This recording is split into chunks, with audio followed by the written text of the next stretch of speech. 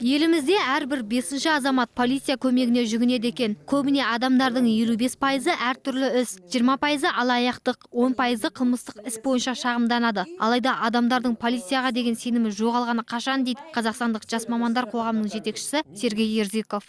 Попадает в суд. Басына қандай да бір күн туғанда азаматтардың 50%-ы полицияға шағымданады. Оның 15%-ы ғана сотқа дейін жетеді. Қалғаны нәтижесіз ескерусіз қалады. Сол себепті адамдардың 30%-ы қазірде полицияға сенбейді. Полиция өз жұмысын дұрыс істемейді. Оларда тек қағазбастылық. Бары сол.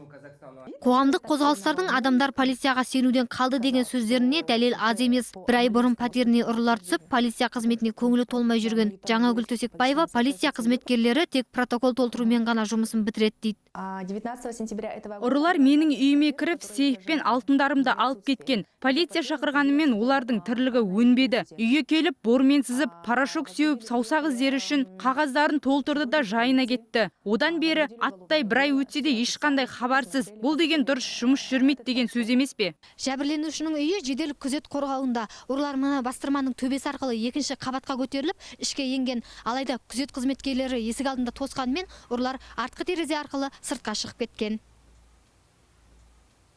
Бір бұл ғана емес, соңғы кезде Алматының Алмалы аудандағы көп қабатты тұрғын үйлерден біршама пәтерлер тоналған. Кешегі жұмада да қатар тұрған екі бірдей тұрғын үйдің пәтері иелері тоналып қалған. Бұл ауданның тұрғындары да ұрыларға емес, полиция қызметкерлеріне өкпелі. были свидетели. Үйімізді екі кештің ортасында тонап кеткен. Куәгерлер де бар. 19-20 жастағы жас жігіттер көрінеді. Алайда олардың ізін суытпай, ұстауға да болар еді. Біздегі полицейлер протоколдарын толтырып біткенше бәрі кеш болады. Біз аталған жайттарда алға тартып учаскелік полицияға бас сұқтық. Алайда бізге олар Алмалы аудандағы пәтер тонаушылық ісіне қатысты түсініктеме бермек түгілі тыңдамады да. Ай-жайға қарамастан есіктерін тарс жапты.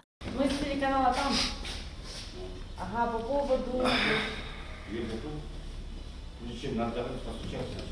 Ну, ваша дверь открыта. Сондай-ақ заңды заң адамдарының өзі бешесінен басып жүр дейді тұрғындар. Олардың айтуынша полициялардың өзі алаяқтарды, қылмыскерлерді, ұрыларды жасыратын көрінеді. Еске сала кетейік, елімізде 75 мың полиция қызметкерлері тіркелген. Ақбота Мұсабекқызы, Серік Қаржаубаев, Дәурен Әбішев, Қазақ Ньюс, Алматы.